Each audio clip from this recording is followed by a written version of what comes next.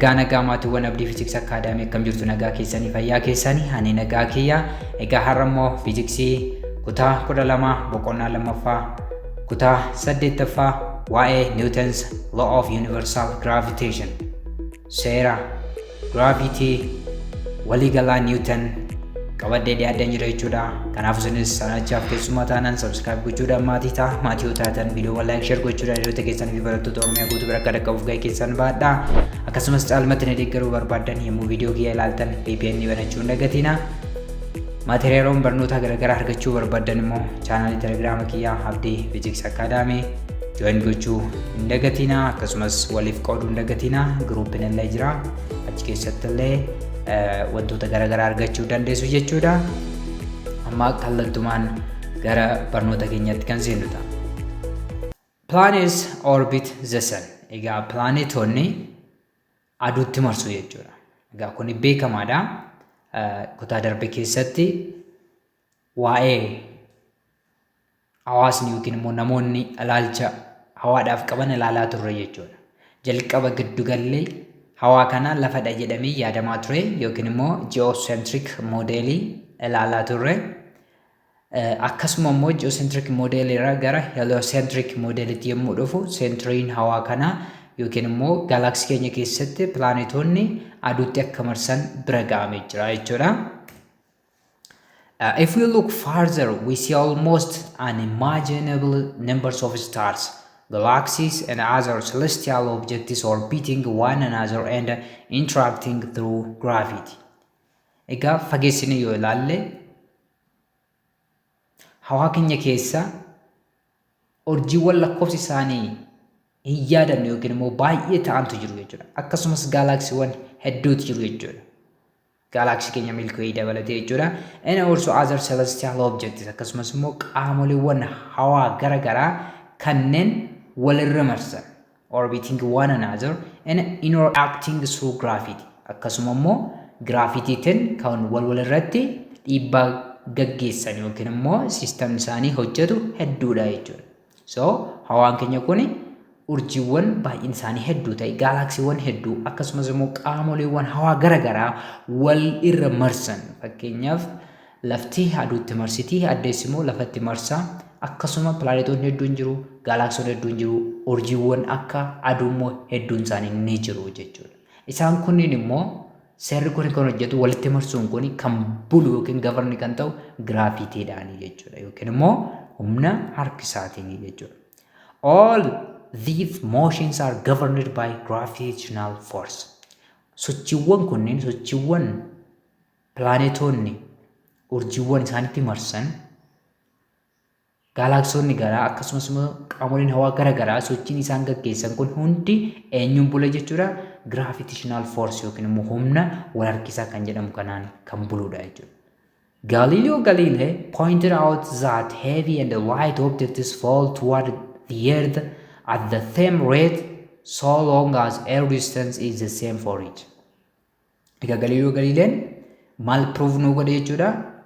Wantoonni hanga isaan irratti osoo hundaa'in heavy objects wantoonni ulfaatina guddaa qaban akkasuma light ulfaatina isaanii xiqqaa ta'e reetii wal fakkaataatiin gara lafaatti gadi kufu yoo dhiibbaan qilleensaa jiraachuu baate yookiin immoo qaamolee lachuu dhiibbaan qilleensaa wal fakkaataa yoo ta'e kan jedhu kana maal godhe jechuudha nutti agarsiisu yookiin immoo nutti himee ture jechuudha.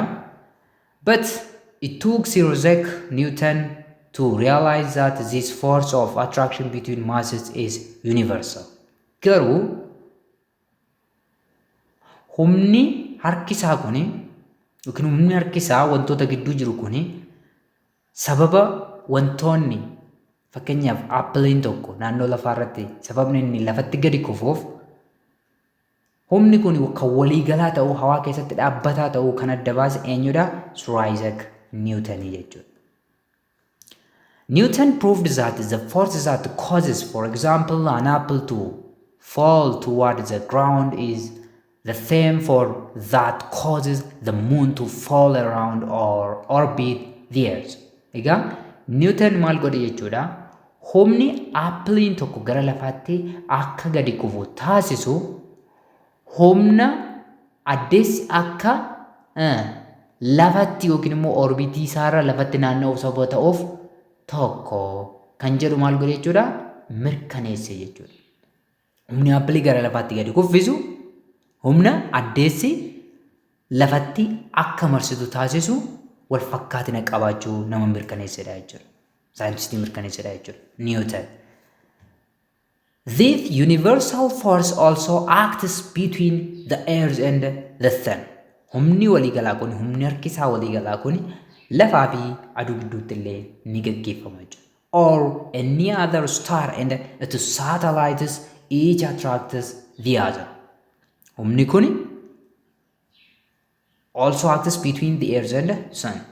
Lafaa fi aduu gidduutti illee maal godha jechuudha ni gaggeeffama. Which force? Attraction force or force of gravity. And any other urjii kamiyyuu akkasuma saatalaayitii isatti marsu gidduutti maaltu ni jiraata? Force of gravity ni jiraata jechuudha. So akkuma asirratti ilaalaa jirtan maasiiwwan lama ispeesii keessa iddoo barbaadan jiraatan yeroo hunda humna walirratti dalageessu jechuudha. Humni isaan walirratti dalageessanis wal qixadha jechuudha. Kuni humna maasii tokkoffaan maasii lammaffaa irratti dalageessaa jiru yookiin immoo humna maasii lammaffaan maasii tokkoffaa irratti dalageessaa jiru yoo ta'e inni kun immoo humna maasii tokkoffaan maasii lammaffaa irratti dalageessaa jirudha. Humnoonni kun akkuma ilaaltan hammi isaanii wal qixa. Kallattiin isaanii garuu faallaadha. So fageenyi isaan gidduu jirus ni jira jechuudha. Waa'ee hariiroo kana dubbachuudhaaf deemna yookiin immoo seerri waliigalaa giraafitii kun waa'ee kanaa dubbataa jechuudha. Sir Isaac Newton defined this attraction mathematically. Egaa humna wal harkisaa kana bifa herreegatiin yookiin immoo foormulaa itti kennuudhaan kan lafa kaa'e Sir Isaac Newton jechuudha. Innis maal jedhee the force of attraction between two masses is directly proportional to the product of their masses and inversely proportional to the square of the distance between their centers. Humni harkisaa hangoota lama gidduu jiru the force of attraction between two masses is directly proportional to the product of their masses. Baay'ataa hangoota lamaaniitiin hariiroo kallattii yommuu qabaatu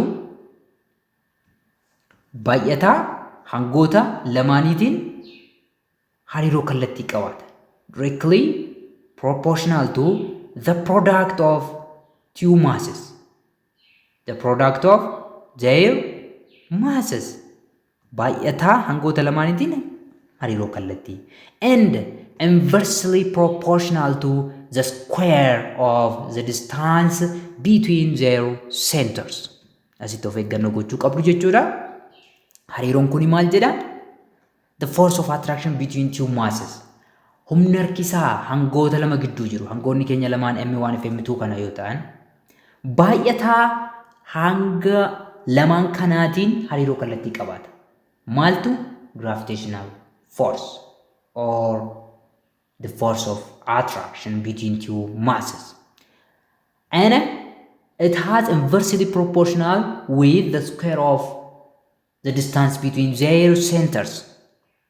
Note the distance between their surfaces, the distance between centers, or the distance between their center of mass. Yoo wantoon keenya isfirii ta'e jechuudha. Kanaafuu seentarii pilaanetoota lamaatii fageenya jiru yookiin immoo fageenya seentariiwwan maasiiwwan lamaan gidduu jiru iskweerii isaatiin immoo hariiroo faallaa qaba jedhee kaa'e jechuudha. Herreegaan yommuu keenyu Fg is directly proportional to M1 times M2. Hanga sanaan viyotiin jechuudha. Baay'ataa isaaniitiin formulichi. Fg is directly proportional to M1 times M2. And Fg is inversely proportional to R squared. Or directly proportional to 1 over R squared. Termiidhuma tokko jechuudha. Inversely proportional to R squared jechuun fi directly proportional to 1 over R squared yoo jenne termiidhuma wal fakkaataadha jechuudha.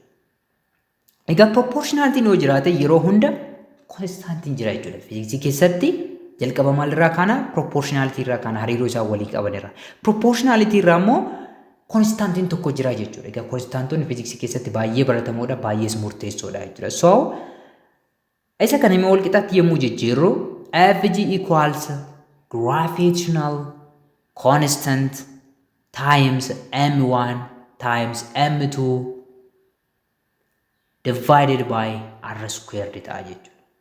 Proportionality kana maaliin balleessine g dhaan yookiin immoo universal gravitational constant kan jennu kanaan balleessine jechuudha.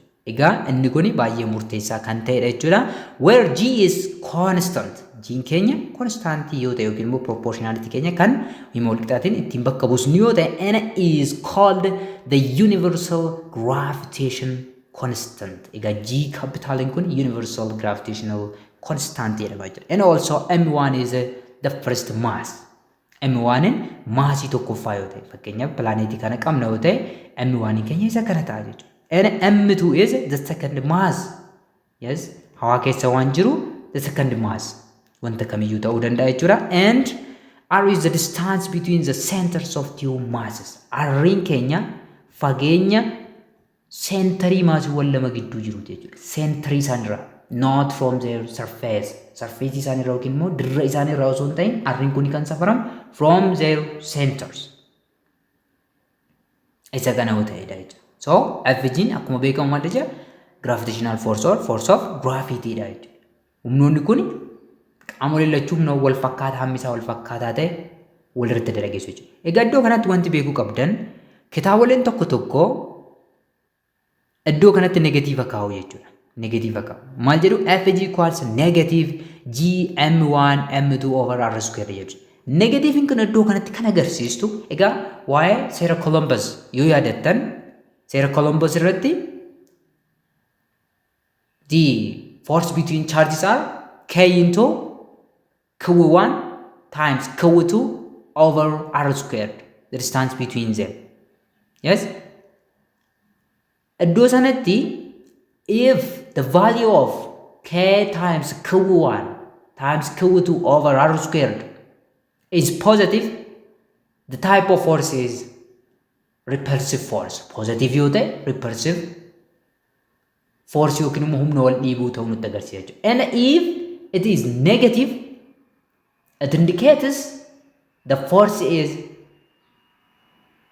an attractive force or force of attraction.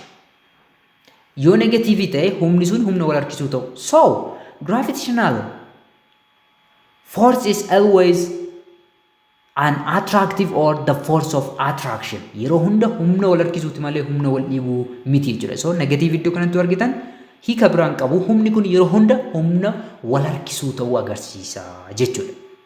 Great. G is a universal constant. Egaa asuma irratti akka kaasne G'n capital G'n kun universal constant dha yookiin immoo dhaabbataa walii galaati jechuudha. Meaning that it is thought to be the same everywhere in the universe. Egaa dhaabbataa walii galaati jechuun maal jechuudha? G'n kun hawaa keessatti iddoo hundatti dhaabbataadha. Iddoo hundatti wal fakkaataadha. Hin jijjiiramu jechuudha. That is why we call universal constant. Constantiiwwan hedduun jiru jechuudha. For example, around Earth's surface we have a small g constant, what we call acceleration due to gravity. But it is varied from place to place. For example, as we move to some height above the Earth's surface, the acceleration due to gravity become decreased. Xiqqaachaa dhufa jechuudha. Fakkeenyaaf naannoo lafaarraa adada altitude ol ka'aa deemneen acceleration due to gravity xiqqaachaa dhufa. But capital G yookiin immoo universal gravitational constant kan jennuun kun iddoo hundatti dhaabbataadha kan walii galaati hin jijjiiramu jechuudha. It is constant. Sababa kanaaf jechuudha universal kan jedhamuuf jechuudha. The value of capital G in SI units is G equals 6.67 times 10 to the power of negative 11 Newton meters squared per kilogram square. Egaa unity kana sammuutti qabachuun isinitti dirqama miti jechuudha. Sababni isaas asumatti maal gootu formulaa keessan drive gochuudha G'dhaaf. Sanaan booda unity force ni beektu kan humnaa, kan maasotaa ni beektu, kan fageenyaa yookiin immoo r squared ni beektu salphumatti unitoota kana argachuu dandeessu jechuudha. Garuu foormulaa kanadha kan isin yaadachuudha qabdan jechuudha. Foormulaa kana yaadachuudha qabdu. Sana booda unity isaa foormulaa irraa argachuu dandeessu jechuudha salphumatti. Isa kana fakkaata. The gravitational force is always attractive. Akkuma nama dubbadde gravitational force attractive dha jechuudha. Negative kitaaboleen garagaraa fayyadamuu kan danda'aman sababa kanaaf. Ni positive kan fudhanne it is magnitude. Positive isaa kan fudhanne magnitude isaati jechuudha. It depends only the masses involved and the distance between them. Egaa gravitational force kun maal irratti hundaa? Wantoota lama qofa irratti hundaa. Maasiiwwan lamaan wantoota wal harkisan lamaan irratti hundaa. And also the distance between them, between their centers.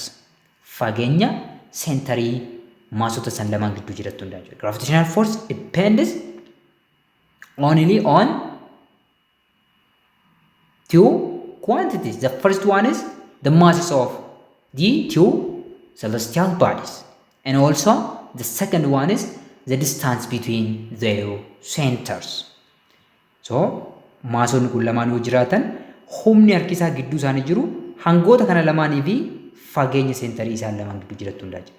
Humni kun yeroo hunda attractive dha jechuudha. Gravitational force is always attractive. Humna wal harkisuutii jechuudha yeroo hunda. Great. The force is directed along the line joining the two masses. Egaa humni kun kan dalagaa sarara humnoota kana lamaan wal quunnamsiisuu irratti kan dalagaudha jechuudha. Fakkeenyaaf sararri humnoota kana lamaan wal quunnamsiisu isa kana yoo ta'e humnoonni kun kallattii kanarra jiraata jechuudha. Humni inni maasiin tokkoffaan isa kanarratti dalageessu as harkisa ofitti kallattii kanaan garanatti ta'a jechuudha. M1 kan M2 irratti dalageessu kallattii kanatti kan ta'u kana ta'a jechuudha. Kuni humna M1 M2 irratti dalageessudha jechuudha. Ofitti harkisa akkuma argita. M2 immoo M1 irratti kan dalageessu kallattii kanaan ta'a jechuudha. Innis ofitti harkisa. Kusoo sarara isaan lamaa wal quunnamsiisuu irratti kan ta'udha jechuudha kallattiin humna gravity yookiin immoo gravitational force kuni jechuudha. The magnitude of the force on each body is the same but the direction is opposite. Egaa akkuma seera sochii Newton sadaffaa keessatti ilaaltan jechuudha.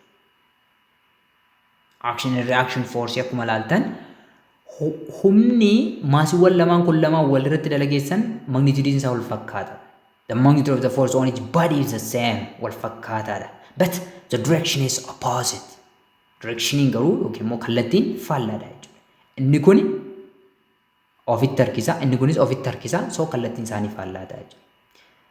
This is consistent with Newton's third law, action reaction law, which means F12 equals negative of F21. Egaa negatiiviin kuni kallattiin isaanii waliif faallaa ta'u yookiin immoo action reaction forcein hammi isaanii wal qixa kallattiin isaanii faallaa ta'uu kan nutti agarsiisudha jechuudha. Kanaafuu seera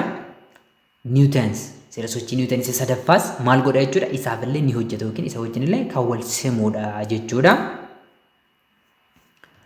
You may remember that near the Earth's surface, G, the acceleration due to gravity, is another important constant related to gravity. Egaa naannoo dira lafaa irratti G kan jennuun yookiin immoo acceleration due to gravity guulli harkisa dachee konstaantii gravity yookiin immoo harkisa wajjin wal qabatu isa murteessaadha jechuudha. By substituting G or acceleration due to gravity for A in the equation for Newton's second law of motion, which is F equals ma, we get egaa G kana iddoo A yookiin immoo seera sochii Newton isa lammaffaa keessatti egaa seera sochii Newton inni lammaffaan maal jedha? Acceleration fi humni acceleration sanaaf sababa ta'e maalidha? Hariiroo kallattii waliin qabaatu jedhee kaasaa jechuudha. So, isa kana formulaatti yommuu jijjiirru F equals ma jennee keenya jechuudha. F equals ma jennee keenya. Iddoo A kana G yoo goosne humna kanas immoo gravitational force yoo goone maal arganna jechuudha?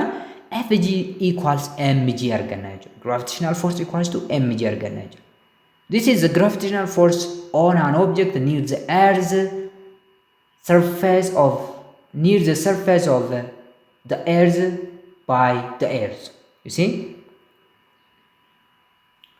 Mg'n kun gravitational force kun humna harkisaa naannoo lafaatti dhiyaatee jiru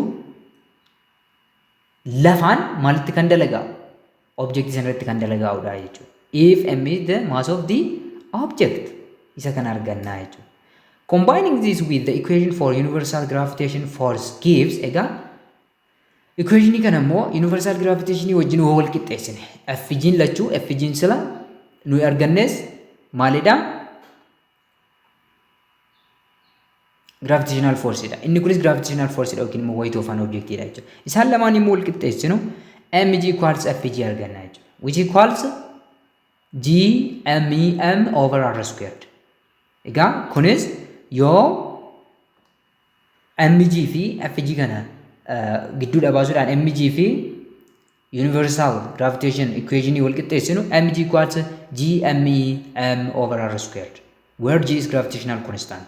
Capital G gravitational constant yoo ta'e a small m in mass of an object near the earth's surface. Small m kun maasii wanta naannoo lafaatti dhiyaatee jiru yoo ta'e m in mass of the earth yoo ta'e m in immoo hanga lafaa yoo ta'e inni kun jechuudha hanga lafaa yoo ta'e fi r is radius of the earth. R radius earth sababni isaas center earth irraa kaanee safarama radius jechuudha. Kanaafuu fakkeenyaaf hanga keenya nama osoo fudhanne yookiin aappii osoo fudhanneeti almost baay'ee xiqqaadha waan ta'eef min ganna jechuudha. Hin fudhannu so radius earth'itti siqa jechuudha approximately yoo akkas ta'e formulaa kana arganna jechuudha. Formulaa kana arganna mg equals gmem. Here m is mass of the object near the earth's surface. Here it is also asis akkasuma jechuudha. Cancelling the mass m on both sides of the equation and filling the values for the gravitational constant and mass and radius of the earth gives the value of g which may look familiar. Ega maasii objectii gama lamaan jiru kan hiruudhaan by m jechuudhaan yoo balleessine then g maal taati g equals gme over r squared argan. G keenya maalidha constant dha. Mass of earth ni beekna. Radius of earth ni beekna jechuudha. Sanaan booda acceleration due to gravity 9.8 meter per second squared dha naannoo lafaatti jenne sana argachuu dandeenya jechuudha. G equals gme r squared, where m is mass of the earth. So g is a constant 6.67 times 10 raised to negative 11. Egaa kuni power dha jechuudha. Power of negative 11 newtons meter squared per kilogram squared times 5.97 times 10 to power of 24 kilogram over 6.38 times 10 to power of 6 meters squared. Isa kana garuu squared goona jechuudha. Radius kana squared gochuudhaan keenya then lakkoofsota kana yemmuu of eeggannoodhaan hirtan kan gubbaa meeqa argattu jechuudha. Kan gubbaa 3.98 times 10 raised to 14 argattu jechuudha. Unity keessanis of eeggannoodhaan balleessitu ni dhufa jechuudha. Ena kan jalaa squared yommuu ta'u 4.07 times 10 to power 13 arganna jechuudha. Power 13 arganna jechuudha. Then isa kana yommuu salphistan meeqa argattu 9.8 meter per second squared. Decimal place tokkotti buttanii yommuu keessan 9.8 meter per second square. Kuni acceleration due to gravity asirraa kallattiidhaan maal gochuu dandeenya jechuudha. Shallaguudha dandeenya jechuudha. Mee fakkeenya kana hojjenna. Example 2.21. A 10 kilogram mass and a 100 kilogram mass are 1 meter apart. Meetira tokko walirraa fagaatanii argamu. Wantoon 10 kilograama qabu akkasumas 100 kilograama qabu meetira tokko walirraa fagaatanii argamu. What is the force of attraction between them? Humni wal harkisaa maasiiwwan kana lamaan gidduu jiru meeqa yookiin hammami jedhee nu gaafate jechuudha. So jalqaba irratti kennamaa keenyadha kan baafachuu qabnu jechuudha. So we know G is 6.67 times 10 raised to negative 11 Newton meters per kilogram squared. M1 is 10 kg. Hangi tokkoffaan 10 kilogram. The second mass is 100 kg. and r is 1 meter, the distance between the masses.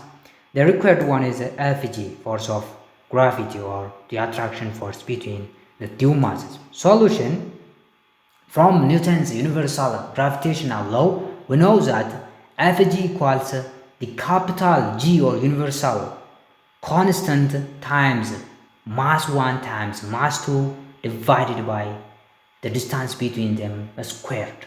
Fageenya isaan lamaan gidduu jiru yookiin immoo seentarii isaan lamaan gidduu jiru squared gochuudhaan arganna jechuudha. Lakkoofsa formuloota keenya hunda qabna jechuudha. G qabna, here it is, M1 is 10 kg, M2 is 100 kg, R1 is 1 meter. Isaan kana bakka buufachuudha jechuudha. Kanaan booda qabna. So Fg equals 6.67 times 10 raised to negative 11 Newton meters per kilogram squared, Newton meters squared per kilogram squared times 10 times 100 kg over 1 meters the whole square. Egaa distancein square gochuu qabdu jechuudha. Yeroo hunda of eeggannoo gochuu qabdu. Then kuni maal ta'a? 6.67 baay'isuu 10 paawarii negative 11 baay'isuu 10 paawarii 3 ta'a. Egaa 10 baay'isuu 100 yookiin 10 paawarii 3 ta'a jechuudha. 1 meter square jechuun 1 meter square ta'a jechuudha. Inni kun squarein kun walii gala tokkuma ta'a, waan tokko squarein tokkuma waan ta'eef jechuudha. Isa kana yommuu hirtan meeqa argattu? 6.67 times 10 raised to negative 8 Newton. Egaa lakkoofsi kun yookiin humni kun humna baay'ee xiqqaadha jechuudha. Deesimaaliidhaan yommuu barreessinu it is about 0.000000667 Newton. It is too small. It is a tiny, baay'ee xiqqaadha jechuudha. Baay'ee xiqqaa kan ta'edha jechuudha. Kanaafidha it is a very small amount of force, or a tiny amount of force. That is why we couldn't feel the force of attraction between objects with less masses. Kanaafidha jechuudha. Fakkeenyaaf namni kamiyyuu hawaa keessa kan deemu wanti kamiyyuu humna walirratti dalageessa. Garuu humni suni baay'ee xiqqaadha. Sababni isaas gravitational constant kan jennu kun inni baay'ee xiqqaa waan ta'eef jechuudha. 6.67 baay'isuu 10 paawarii negative 11 jechuun lakkoofsa baay'ee xiqqaa ta'edha jechuudha. Inni kun humna wal harkisaan gidduu jiru kana baay'ee gadi buusa waan ta'eef inni kun amma ilaala 0.000000667 is about 0. Kun amma approximately 0 dhuma jechuu dandeessu. Kanaafidha jechuudha humna ni walirratti dalageessinu fiil waan hin gooneef malee wanti kamiyyuu hawaarra kan jiru humna walirratti dalageessa jira. Egaa humni walirratti dalageessu kun adaduma hangoonni yookiin immoo guddinni hanga dabalaa deemen humnichi dabalaa deema. Adaduma immoo walirraa fageenyi hangootaa dabalaa deemen, walirraa fageenyi seentarii isaan gidduu jiru adaduma immoo dabalaa deemen humnichi maal ta'aa deema? Xiqqaachaa deema jechuudha. Xiqqaachaa deema jechuudha. Yoo xiqqaatu iyyuu akkamitti jechuudha? Squareidhaan jechuudha. Squareidhaan xiqqaachaa kan deemudha jechuudha. Egaa fakkeenyaaf gaaffilee garaagaraa akkana jedhee isin gaafachuu danda'a jechuudha kitaabni keessan. Yookiin qorumsa biyyoolessa garaagaraa irratti yoo raadiyeesiin harka lamaan dabalee isiniin jedha. Raadiyeesiin harka lamaan dabalee jechuun maal jechuudha? Jala irratti kan argamu fakkeenyaaf harka lamaan yoo dabale 2r squared jettu jechuudha. 2r the whole squared. The whole squared jettu jechuudha. The whole squared yommuu ta'u tokko afuraffaadhaan hir'ata jechuudha. Gravitational force keenya. Yommuu harka sadiin dabale raadiyeesiin fageenya gidduu isaanii jiru tokko saglaffaadhaan hir'ata jechuudha. Hangoonni isoo dabalan akkasumatti deemtu jechuudha. Isaan kana of eeggannoo gochuudhaa qabdu jechuudha gaaffilee garaagaraa keessatti. The other is example 2.2. If a person has a mass of 60 kg, what would be the force of gravitational attraction on him at Earth's surface? Namni tokko hangi isaa 60 kiloogiraama yoo ta'e humni giraafitii harkisaa yookiin immoo humni harkisaa dirra lafaa irratti isarratti dalagaa'u meeqa ta'a? Dirra lafaa irratti. Egaa namichi dirra lafaa irra yoo jiraate kuni lafa yoo ta'e namtichi immoo somewhere on the earth's surface yoo ta'e dirra kanarra yoo ta'e egaa humni isarratti dalagaa'u meeqa ta'a nuun jedha jechuudha. So kennamoota keenya immoo adda baafannu the mass of the person is 60 kilogram. Let's represent it as a lowercase m, and universal constant is 6.67 times 10 to negative 11 Newton meter per second square over kilogram squared. The mass of the earth is 5.97 times 10 to power 24 kilogram hanga lafaa isa kana yoo ta'e, the radius of the earth RE is 6.38 times 10 the power of 6 meetri yoo ta'e, isa kana qabna jechuudha. Raadiyeesii lafaati maaliifi fageenyi seentarii namtichaa irraa jiru baay'ee xiqqaadha amma dirra lafaatti jechuudha. So fageenyi namtichaa fi seentarii lafaa gidduu jiru raadiyeesiidhuma lafaa ta'a waan ta'eef jechuudha. Isaan kanaan bakka buusuudhaan FG keenya barbaaduudha jechuudha. Ammas formulaadhuma silaa fayyadamna. FG equals GM1 over M2 over R squared. So here our M2 is mass of earth. Mass of earth fayyadamuu dandeenya yookiin immoo kan tokko isaaniiti jechuudha. So FG equals 6.67 times 10 raised to negative 11 times mass of earth 5.97 times 10 raised to 24 kilogram times 60 kilogram over 6.38 times 10 raised to 6 meters squared. Isa jalaa kan squared gochuu dagachuu hin qabnu jechuudha. Then FG equals 587 Newton. 587 Newton italy. Okay, then we can check this result with the acceleration with the relationship Fg equals mg.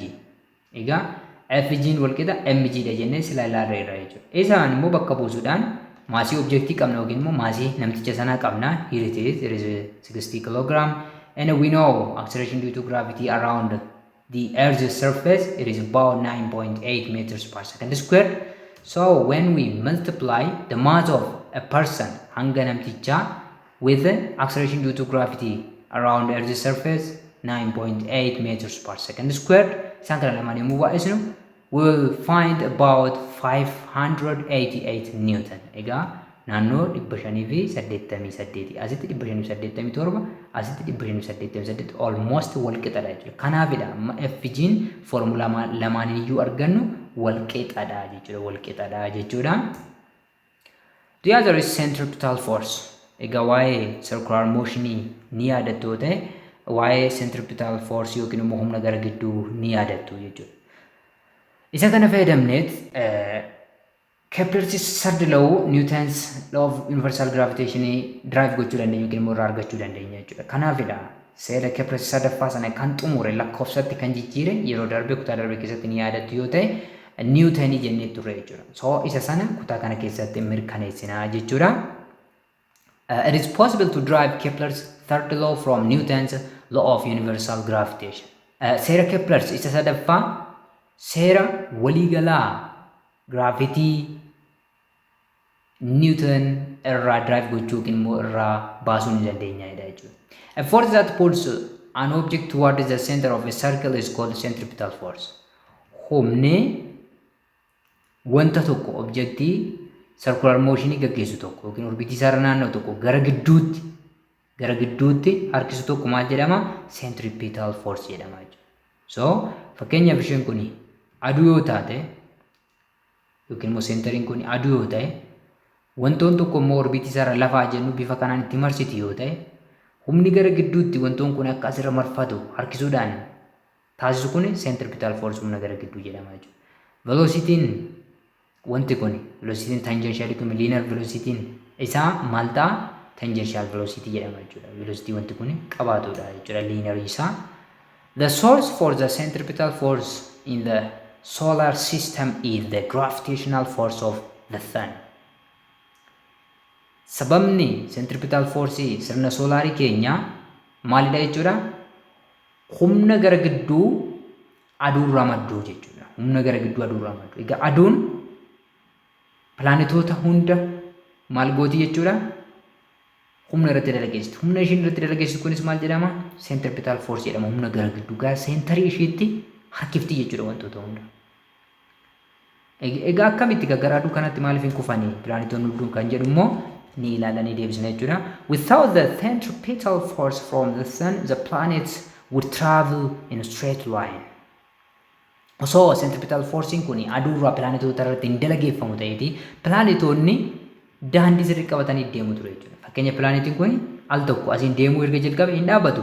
Sararuma kanarra deemsa isaa itti fufaa ture jechuudha. So centripetal forcein kun akka pilaanetiin kun sarara kallattii kana qabatee hin banne akka aduu kanatti naanna'u kan taasise humna guddaa humna gara gidduu yookiin immoo centripetal force jennuun kan aduurraa pilaanetoota hundarratti dalagaa kanaati jechuudha. The velocity of the planets is high enough. Velocity plaanetootaa kun immoo yookiin immoo ariitiin plaanetoonni ittiin deeman tangential velocity kan jennuun kun immoo baay'ee guddaadha jechuudha. Is high enough baay'ee guddaadha. So that they continuously accelerate towards the sun without ever leaving their orbits. Egaa ariitiin pilaanetootaa kun baay'ee guddaa waan ta'eef yeroo hunda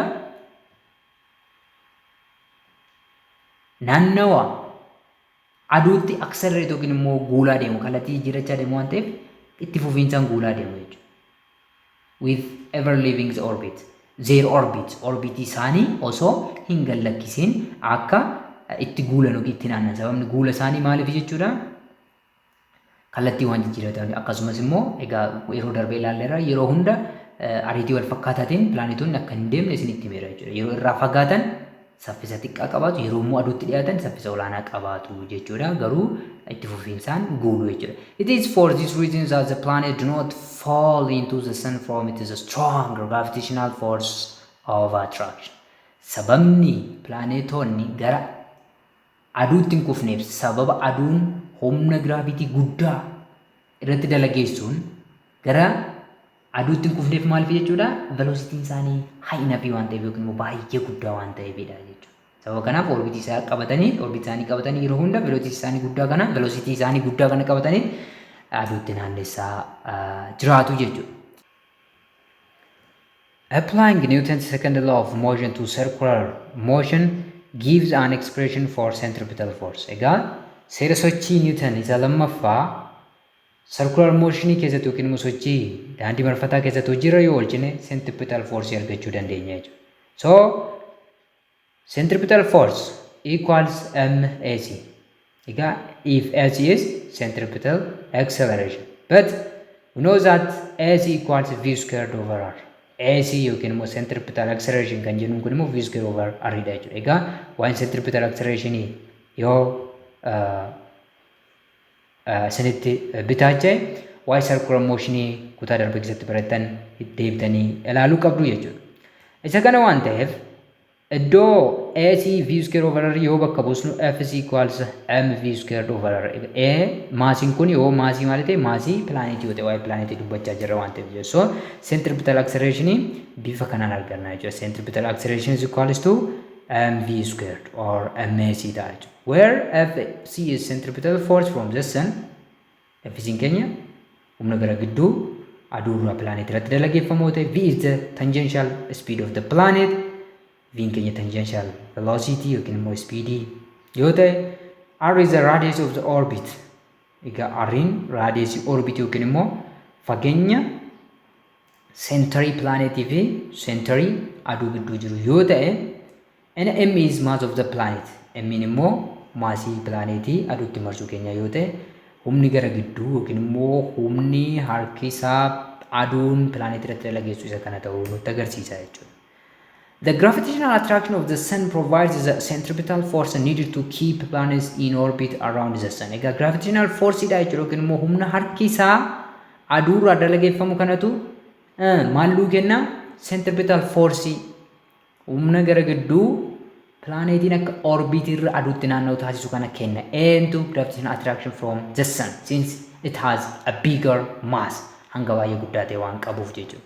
The Earth's gravity keeps the moon and all types of satellite in orbit around the Earth. Akkasuma immoo graavitiin lafa addeessii fi saatalaayitoonni namtolchee kanneen biroo hedduun isaanii orbitii isaaniirra lafarraa akka marsaniif taasisa jechuudha. Graavitiin aduu pilaanetoonni aduutti akka marsan taasisa jechuudha humna gara gidduu kana kennuudhaan. Graavitiin lafaa immoo addeessii fi saatalaayitoonni garaagaraa orbitii isaaniirra lafatti akka marsaniif taasisa yookiin sababa ta'a jechuudha. Because the gravitational force provides the centripetal acceleration of the planet, it follows that egaa gravitational forcein maal kenna jenne centripetal force sababni ka'umsa centripetal force yookiin immoo centripetal acceleration pilaanetii tokko waan ta'eef maal arganna? MPV squared over R equals GMS MP over R squared. Kana jechuun centripetal acceleration fi maal wal qixxeessina jechuudha? Gravitational centripetal force fi gravitational force wal qixxeessina jechuudha. This is centripetal force on the planet by the sun's gravity and this is gravitational force. Gravitational force humna wal harkisaa aduu fi pilaanetii gidduu jirudha. Egaa hangoonni kuni capital MS kan jennu kuni hanga aduu yoo ta'e mass of the sun and MP mass of the planet yoo ta'e v square velocity of the planet yoo ta'e jechuudha. Then isa kanarraa v square equals gms over r jechuu dandeenya. Maaliif mp kana mp dhaan salphisuu dandeenya yookiin immoo simplify gochuu dandeenya jechuudha. So v square is equals to gms over r jennee kaa'uu dandeenya jechuudha. So velocity yookiin immoo tangential velocity planet bifa kanaan argamuu danda'a jechuudha. The square of gm mass of sun over radius. Radius kun century maasii fi maal gidduu jiru planetii gidduu jiru yoo ta'e jechuudha. If mp is mass of the planet, m is the mass of the sun, is about 1.99 times 10 to power 30 kilogram, and v is the speed of the planet about the sun, and r is the distance between the centers of the sun and the planet. Then the orbital speed of the planet is orbital speed in circular motion irraa yemmuu proof goonu maal ta'a? 2 pi r over t ta'a jechuudha. 2 pi r over t ta'a jechuudha. Then isa kana maal wajjin wal qixxeessina? Velocity gravitational force irraa arganne gms over r dhaan wal qixxeessina jechuudha. Where t is the period of the planet about the sun. Egatiin kun immoo period yookiin immoo yeroo planetiin tokko marsaa guutuu tokko aduutti marsee xumuruuf itti fudhatu yoo ta'e jechuudha. R'n kun immoo the distance between the masses or the sun and the planet from their centers. Isa yoo ta'e jechuudha. Isa kana square gochuudhaan by squaring the two formulas of the speed of the planet lachuu speed dhuma itti argachuuf jechuudha. Kunis tangential speed maaliiti? Planeetiiti jechuudha. Orbital speed isaati jechuudha circular motion irraa. Kana immoo force of gravity irraa. Lamaan isaaniiyyuu tokkuma jechuudha. Kanaafuu isaan kana lamaan wal qixxeessine square yommuu goonu maal arganna? V squared means 2 pi r the whole square over t square goona. T square equals square root of gms over r the whole square dita jechuudha. Isa kana square yommuu goonu maal arganna? Isa kana square 2 afurtama pi squared pi lakkoofsa waan ta'eef r squared t square equals gms r square root keessaa ba'a jechuudha. Sanaan booda maal arganna? t squared times g times ms equals 4 pi squared r cube ta'a jechuudha. Isa kana qaxxaamura yoo baay'isnu bifa kanaan criss cross yommuu goonu jechuudha. Criss cross yommuu goonu t squared isa kana baay'istee r'n kun dhuftee ishee kan r square kan r cube gooti jechuudha. Isa kanarraa t square over r cube argachuu dandeenya jechuudha. T squared over r cube equals 4 pi squared over gms. Egaa 4 lakkoofsa pi dhaabbataadha 3.14 g dhaabbataadha mass of sun dhaabbataadha jechuudha. Inni kun meeqa ta'a jechuudha? About 2.97 times 10 raised to negative 19 second squared over meter cubed. This equation is Kepler's third law. Equation kuni t square over r cubed kan jenne kuni Kepler's third law dha jechuudha. Kepler's third law dha. Innis maal jedha? The square of the period is proportional to the cube of the distance of the planet from the sun kan jedhe san ta'a jechuudha. Series Kepler's inni sadaffaan kutaa darbe keessatti akkuma ilaalle maal jedha? The square of the period. Squaring period planetiin tokko cubii fageenya century planetii fi aduu gidduu jiruutiin hariiroo kallattii qabaata jedhee kaa'ee jira. So t squared over r cubed keenya constant dha k dha jedhee kaa'ee jechuudha. Kepler's constant jenne k qofa jenne keenya k'n suni eenyuun furmaata argate yookiin immoo eenyuun lakkoofsatti jijjiirame jechuudha. Newtoniin jechuudha yookiin immoo Newton's universal gravitational law dhaan jijjiirame jechuudha. So lakkoofsa kana pi kana 3.14 squared gootanii afuriin baay'istanii g ni beekna 6.67 times 10 raised to negative 11 times mass of sun innis beekamaadha. Isa yommuu bakka buustan 2.97 baay'isuu 10 paaworii negatiiva 19 x squared over meter cubed argattu jechuudha. Kanarraa dhufe jechuudha. Kepler's third law kana isa kanarraa proof gochuudhaan Newton's kan lafa kaa'edha jechuudha. Baay'ee equation namatti toludha jechuudha. The proportionality constant K take the value egaa K kuni value isaa kana yommuu hirru isuma asitti keenya kana meeqa qabaata jechuudha. About 2.97 times 10 raised to negative 11 negative 19 second squared over meter cubed ta'a jechuudha. The above equation is therefore valid for any planet. Egaa equation armaan olii kun planetii kamiif kutaa keessatti akkuma ilaalle valid yookiin immoo ni hojjeta jechuudha.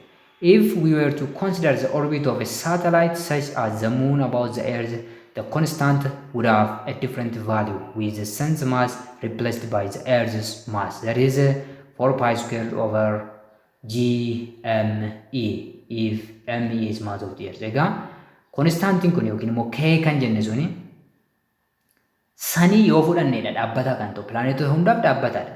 Maaliifii MS'n asitti fudhannu kun kan maaliiti kan aduu waan ta'eef jechuudha. Garuu seentarii wantoonni itti marfatan yoo fudhanneef seentarii fakkeenyaaf seentarii saatalaayitoota lafaa fi saatalaayitii uumamaa lafaa addeessa yoo fudhanne konstant keen kun vaaliyuun isaan jijjiirama jechuudha. Maasiin iddoo kanatti fayyadamnu sila kan plaanetootaaf kan eenyu fayyadamaa turre kan aduu fayyadamaa turre aduutti marsu waan ta'eef. Garuu addeessa fa'aa fudhanne immoo kan isaan itti marsan lafatti waan ta'eef maasii kan eenyu fudhanna kan lafaa fudhannaa ni jijjiirama jechuudha. Exercise 2.4 Calculate the mass of the sun, noting that the period of the Earth's orbit around the sun is 3.156 times 10 to power 7 second, and its distance from the sun is 1.496 times 10 raised to 11 meter. Egaa yoo periodiin lafaa aduutti marsuuf itti fudhatu sekondii 3.156 baay'isuu 10 paaworii 7 sekondii ta'e akkasumas immoo fageenyi seentarii aduu fi lafaa gidduu jiru naannoo 1.496 baay'isuu 10 paaworii 11 meetira yoo ta'e hanga aduu shallaginuun jedha jechuudha. Egaa hanga aduun fakkeenyaaf hanga lafaa hanga Puluutoo hanga isaan himuu kan dandeenyu nuyi madaala hanga irra keenyatti miti miizanneeti miti jechuudha. Kanaafuu kaalkuleeshiniiwwan kana yookiin immoo seerota jiran kan hariiroowwan kana jira fayyadamuudha jechuudha. So universal gravitation law maaliif nu fayyada jechuudha?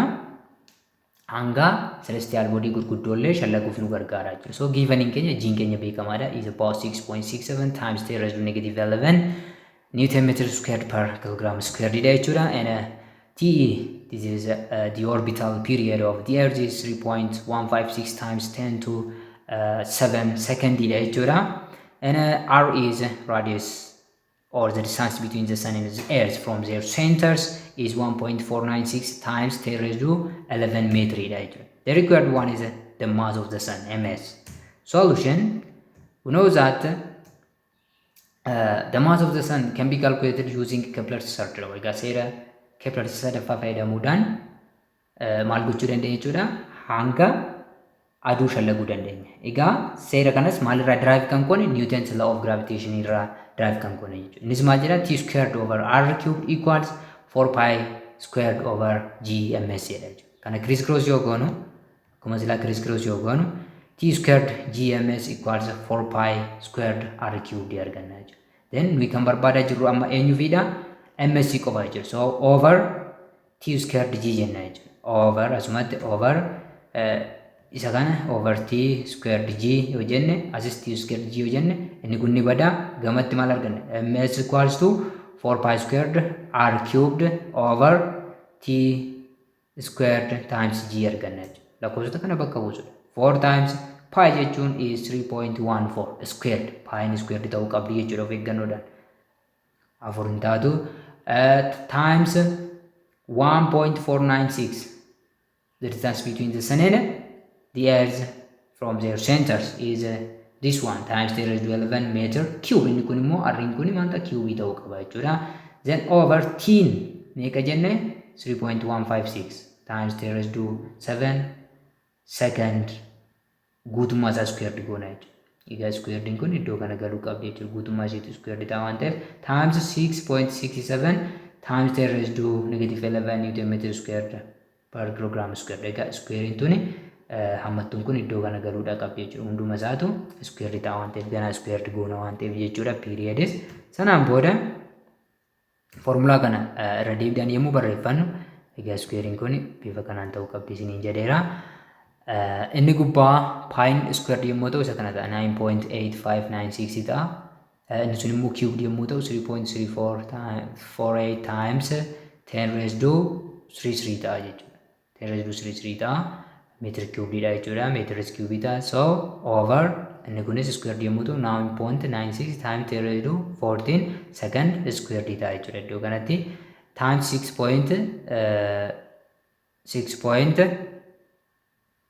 Iddoo kanatti squared erga ta'e waan ta'eef second qofatu square maaliif lakkoofsa square goonee jirra waan ta'eef jechuudha. Then inni kun 6.6 baay'isu 10 paaworii negatiiva 11 yuunitiin akkuma jiruttidha jechuudha. So lakkoofsota gubbaa kana immoo waliin baay'istan meeqa argattu 1.32 times 10 raised to 35 meter cube argattu jechuudha.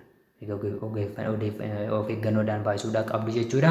Isa jala kana immoo yommuu baay'istan 6.64 times 10 raised to 4 second squared Newton meter squared per kilogram squared argattu jechuudha. Egaa unitens kallattiidhaan kiloogiraama isinii dhufuu qaba. Maaliif 1 Newton equals kilogram meter per second squared akka ta'e ni beektu. Maaliif F is equals to MR jechuudha. So meter cube kana S squared isa kana jechuudha. N kan jennu kun kilogram times meter per second squared dha jechuudha. Meter squared iddoo kana qaba per kilogram squared. Isaan kana ilaala.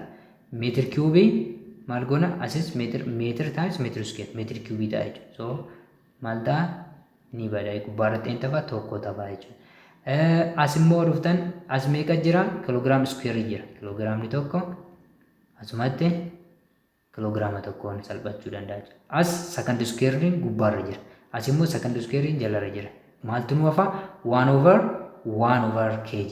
Egaa 1 over kg yommuu fuggisoodhaan baasnu kg ta'eet gubbaatti ba'a kilogiraama qofatu nu hafa. So hangi aduu meeqa ta'a jechuudha. Kana yommuu hirtan 0.199 times 10 raised to 31 kilogram yookiin immoo kana sirreessanii yommuu barreessinu 1.99 times 10 raised to 30 kilogram kuni hanga aduu ta'a jechuudha. Bifa kanaan shallaguu dandeenya. Egaa gaaffiiwwan hedduun ka'uu danda'u.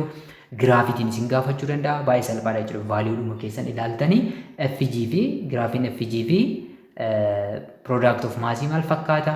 Giraafiin FG fi R yookiin immoo the distance between the centers of the planet or masses jedhee isin gaafachuu danda'a. Isa kanatti intaladhumaan kaa'uudha jechuudha. So giraafii isaanis isin gaafata jechuudha. Yeroo tokko isa adda baasaa ilaala. Yoo haalli mijate immoo gaaffiiwwan tokko walitti deebina jechuudha gara fuulduraatti. Egaa kutaa har'aatiif qabadhe kanaan isiniif dhiyaadhe isa kana fakkaataa kutaa itti aanu keessatti end of unit 2 problems kan waliin hojjennu ta'a jechuudha. Kanaaf isin mammaatti channel subscribe goone taanaan maaliif dura subscribe gochuudhaan maatii taatiin viidiyoo like share gochuudhaan yeroo keessanii loltoota Oromiyaa guutuu bira gara qophii keessan baadha. Akkasumas caalmatti humna deeggaruu barbaadan viidiyoowwan kee yommuu ilaaltan VPN banachuun dagatinaa. Egaa maatiriyaaliiwwan barnoota garaagaraa immoo argachuu barbaadan chaanaalii telegiraama kiyyaa Nabdii Physics Academy join gochuun dagatinaa. Galgala itti aanu kanaan wal arginutti fayyaa nagaanaaf ta'a barnoota gaarii.